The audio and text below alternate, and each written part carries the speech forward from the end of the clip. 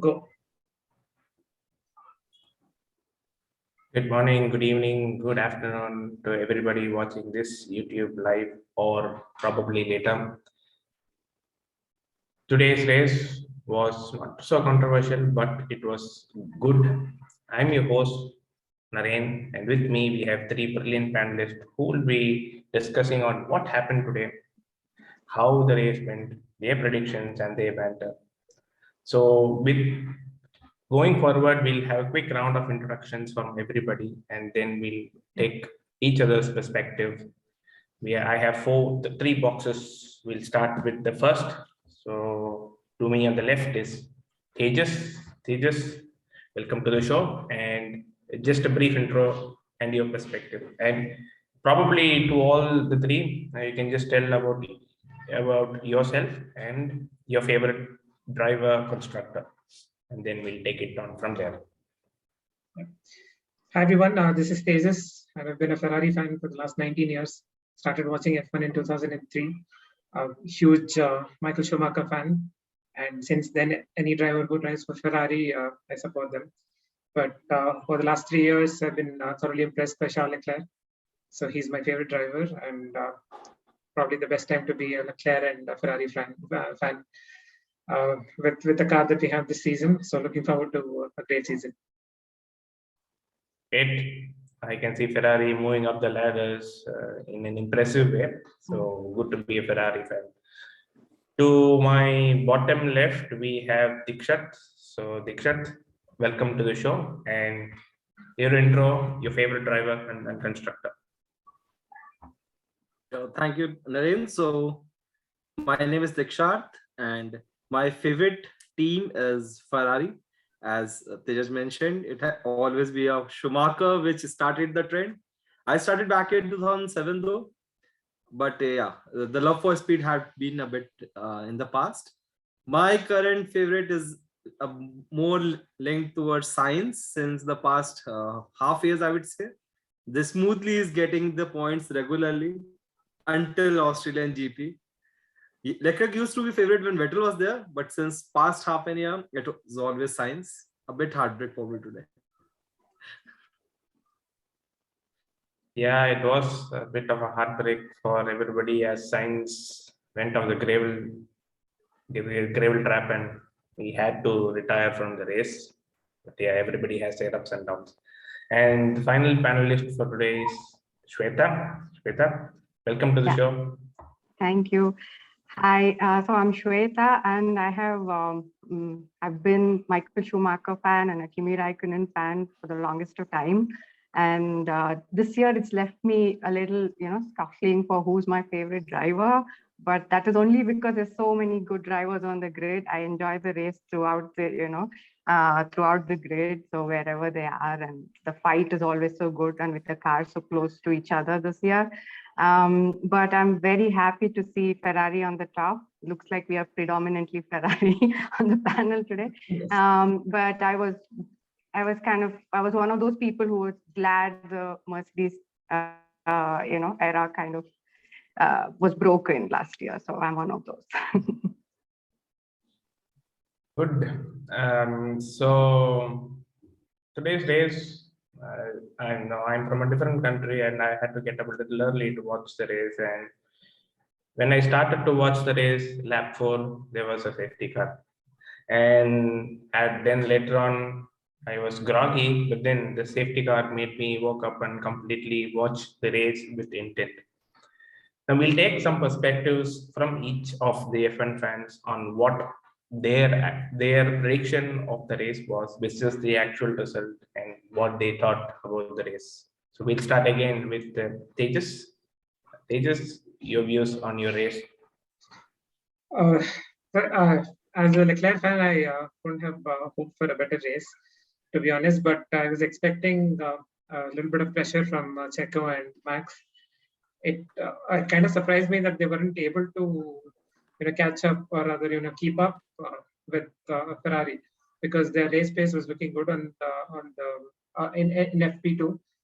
But something is wrong with at least Max's car, because he was pretty confident with their race paces in the last couple of races as well. So it's a little bit of a cause of concern for Max. But past that, I also thought hard tires will make a difference. And I was pretty happy when Alonso and probably Sainz as well started on hards. And because they're known for managing their tires, I was expecting them to make progress in the first lap. Not in the first lap, at least when they went deep into the race. But yeah, hard tires not working was a bit of a surprise for me. But in the end, I wanted rather predicted that Charles will win, and that happened. So I'm happy.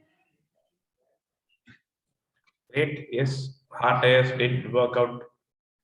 Did work out for some people, didn't work out for some people. Alonso had a bit of trouble. On the other side, Williams were going on a hard tire for almost 51 laps. I was seeing incarnation of Sergio Perez in Albon for his tire management today, and that was brilliant. So, Diksharth, your views on your race and how did you feel today? So in my view, the race was in three parts. The first was the start where we thought that the hard's not going to work when we saw Sainz spinning out. Maybe it was because he wanted to go ahead of the mid markers. He was so much caught up. He was losing the places. He was way down to 15th at that point. So, and that at that point, even I switched off the race. I went to have my breakfast. I came back at the time of, I was just following it through Auto Sport after that. And then there was safety car, and then the entire game changed at the front as well. Because in the first 10 laps, there was just a gap of hardly a second between Leclerc and Verstappen. And later on, it was just getting more and more and more. And the second part was when we saw Magnussen and Alonso cruising into top 10, and Albon was close to that. And it was like more than lap 40. The race was going as smooth as it was, nothing much excitement or else. And then there was a safety car due to Max, and they pitted. Albon didn't. He went on. Stroll had a 5-second penalty for weaving it down, but he still wanted to carry on. And Alonso and Magnussen caught up in that DRS train, and they were not able to manage the points. While at the end, Russell was, just because of that fight, maybe he got ahead of Hamilton so much that Hamilton was not able to swap the places and got in the podium. I was actually thinking they were going to swap it, but they didn't. So even the podium for me was unexpected. Even at the end, I thought Hamilton would be there, and the points finish was unexpected as well, because I thought with the fresh medium tires, Alonso would be gaining much, but he was not able to.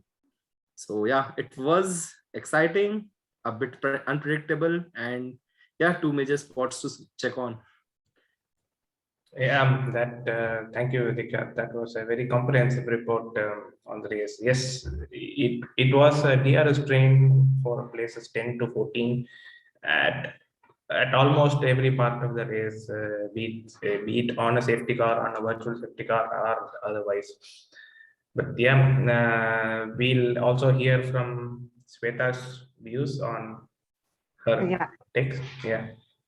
Yeah, so I was personally hoping for more of a fight between Red Bulls and the Ferraris, both from Checo, Max, and Leclerc and Sainz.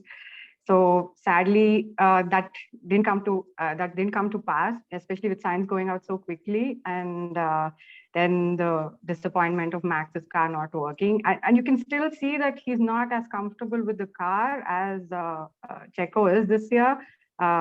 It's not there yet, his car. So, but overall, I was expecting Charles to be up there, and he was, but I didn't expect the car to be, as ahead, almost 20, 21 seconds ahead towards the end. So that was interesting. I was hoping to see a lot more of Alonso's fight with the others, defense and, trying to overtake and all that. I was thinking that's the way it was headed. Especially he was so good with the hard tire. But then again, when he changed, it was a bit of a disappointment. He couldn't push on the mediums and they had to change the tire again. So that was one thing. And it was kind of this week overall, I was expecting Haas also to be, within, especially Magnussen, to be slightly higher up, but then I guess the McLarens are doing really well. So that was interesting to see. So overall, it was like a 50-50 for me, or from what I expected to what happened. Yeah, today McLaren were also good double point scores, and I believe it is the first double point score of this year. So that also leads me to the predictions that you had on the race versus the actual result. Who you thought would be on the race? Obviously, we had Charles, who definitely was on the podium. Were you having any idea on some underdogs who might probably go on the top, like how it used to happen in the previous races? Some in my perspective today, the underdog was Albon. Yeah, I know he was not good in tire management today. He was the best with respect to tire management, and even though he did not have a podium, he had points in the bag. So your perspective on who you thought would be the underdog for today, your predictions versus the actual result. I will start again with Tejas. Valtteri Bottas was pretty good till Q1 on Saturday. He was driving really well, and the pace was there in the car. But suddenly he had a suddenly pace was it just went off in Q2, and then he started P12. But he had a great start. I think he was as high as 8th or 9th at the beginning of the first lap. So I expected him to be in points, but it just fell off. I was expecting, because Ferrari engine is pretty good this season, and it is helping all the Ferrari customer teams as well to be on par, at least to the other engine suppliers. But seeing them struggle was a little bit of a surprise for me, because I expected Bottas to be in top 10 at least. So he was my underdog who didn't score. Yeah, Bottas was also scoring points in the last 2 races, but unfortunately it was not his day today. And we also get Diksharth's view on his predictions versus the actual result and his underdog for the day. So I was thinking Sainz to be in top 5, and like the two Red Bulls and Ferraris in top 5. And actually, I was thinking McLaren getting ahead of Mercedes, seeing their free practice results. Even the long runs was good for McLaren's as with respect to Mercedes. I was actually not hoping up Russell on the podium. Even in a case of misfortune, for me, Norris was the person who should be on podium, or Alonso. But that was not the case. Mercedes did really good with their car, and they went on to become the 3rd and 4th. And that's huge for Mercedes. Even for Russell, I guess he's 2nd on the leaderboard today, 2nd or 3rd somewhere.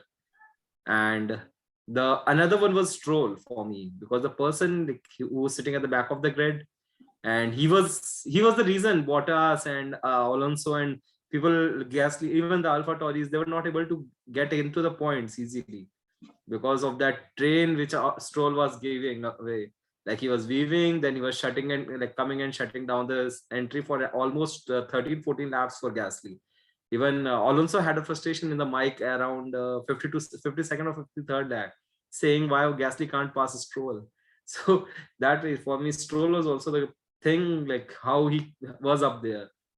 Albon obviously was hard tire. Maybe Alonso and Magnussen would have taken care of the hard tires a bit more. They would have even like ended up in points, I guess.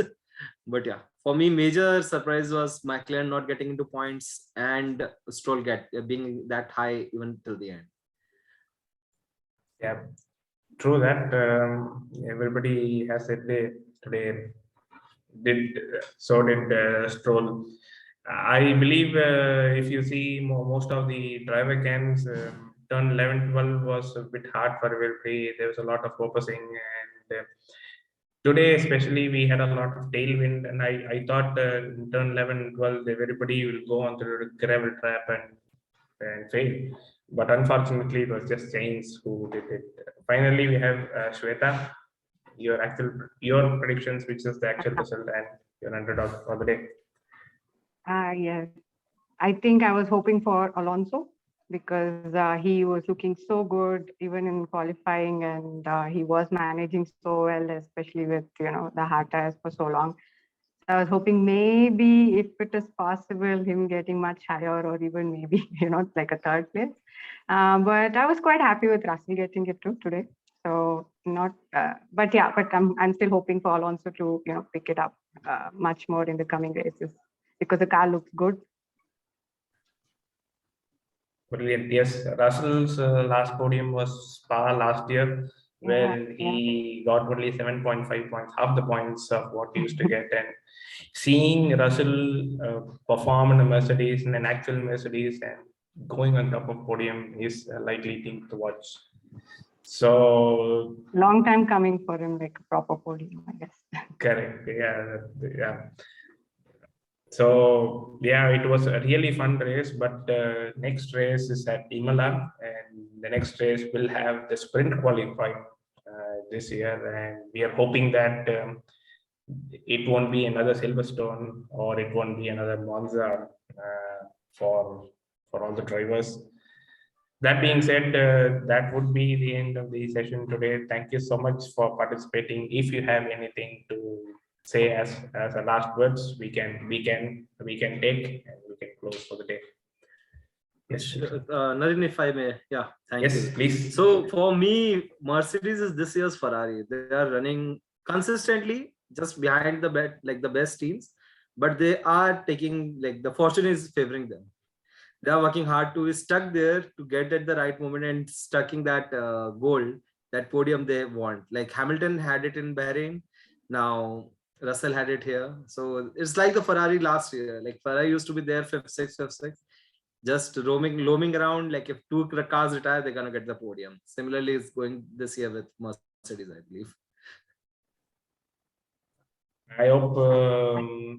Please. Yes, Shwetha. Yeah, I think Red Bull has to become more reliable, or the championship is going to float away with Leclerc and Ferrari, which I don't mind, but I would like to see a bit more fight over there because it's always fun. So, and that's what I'm hoping Max's car will get more reliable. Like 2 DNFs in 3 races is not the way to go.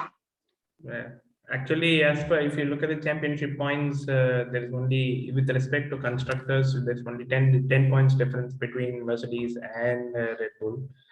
But if you look at the individual driver standings, there is almost 33 points difference between Leclerc and I believe Russell in the second place now. Followed closely by Sainz, Hamilton, and Perez. So this year is going to be a real tough fight for the Red Bulls, for the Ferraris, and for the Mercedes. I hope that there won't be much of damage, and may the best man win. So if anybody has anything, they can comment. Else we'll be waiting for the next race at Imola, which is going to be yet another fun race. Anybody wants to travel to Italy, please do so, because the crowd today at Australia was bludgeoning, and they were completely occupying the start finish straight during the ceremony. I hope the same happens in Imola and for the further races also. I guess the Ferrari fans going to be love this year. Like the Tifosis are awaiting their win at the Italy Grand Prix, and Ferrari having such a great car, they might even end a double podium there. That will be good. Yes, fingers crossed. Fingers crossed, as always. They are having a very good car. They will for sure. May the best man win is all I can say. We might not know what will happen during the race. Thank you so much, everybody, for participating in this panel discussion. We are just F1 fans who would want to discuss and take this to the next step. We'll see you again soon on the next race. See you, Tata. Bye. Bye. Thank you.